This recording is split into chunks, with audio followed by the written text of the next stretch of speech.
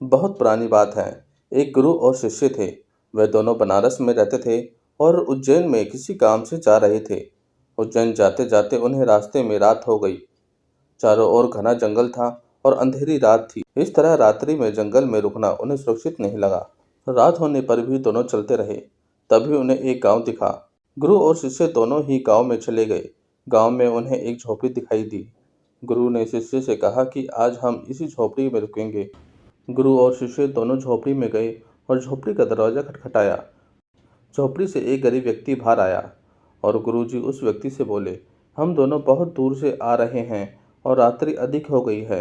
जंगल में रहना खतरे से खाली नहीं है, इसलिए हम रात्रि में यहाँ रुकना चाहते हैं। वह व्यक्तिगत गरीब अवश्य था, किंतु दिल से बहुत ही नेक इंसान था। उसने सम्मानपूर्वक गुरु और शिष्य को झोपड़ी के अंदर बुलाया और उन्हें स्वादिष्ट भोजन करवाया और रात्रि में सोने के लिए बिस्तर भी लगा दिया। भोजन करने के पश्चात गुरुजी ने उस व्यक्ति से पूछा, तुम्हारा घर तो बहुत ही छोटा है, किंतु तुम दिल के बहुत धनवान हो। तुम्हारी रोजी रोटी का साधन क्या है? उस गरीब व्यक्ति ने गुरु के मुंह से अपनी प्रशंसा के लिए धन्यवाद दिया और बोला, मेरे पास इस गांव में सबसे अधिक जमीन है, किंतु वह जमीन बंजर है, जिस पर किसी भी प्रकार की खेती संभव नहीं है। इसीलिए मैंने अपनी रोजी रोटी पालन करने के लिए भैंस रखी है। उसी भैंस का दूध और घी बेचकर मैं अपनी रोजी रोटी चलाता हूँ। उस व्यक्ति की बात गुरुजी को कुछ अजीब सी लगी, किंतु वह कुछ नहीं बोले और सोने के लिए चले गए।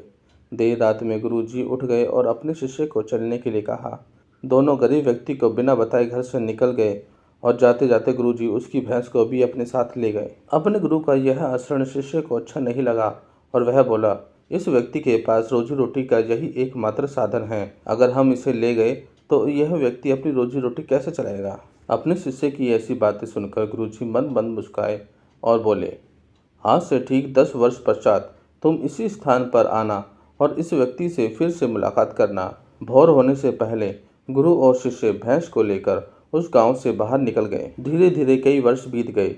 10 वर्ष बीतने के पश्चात चेले को गुरुजी की बात याद आई कि उसे फिर से गरीब व्यक्ति के घर जाना है। शिष्य फिर से उसी गांव में गया। गांव जाते ही उसने देखा कि जिस स्थान पर झोपड़ी थी, ठीक उसी स्थान पर एक आलीशान मकान बन चुका है। यह देखकर उसे बड़ा ही आश्चर्य हुआ। शिष्य मकान मालिक से मिलना चाहता था। जैसे ही शिष्य मकान के पास गया, उसने उसी गरीब व्यक्ति को देखा, परंतु इस बार गरीब व्यक्ति बहुत अच्छे कपड़े पहने हुए था और देखने में बहुत ही संपन्न प्रतीत हो रहा था।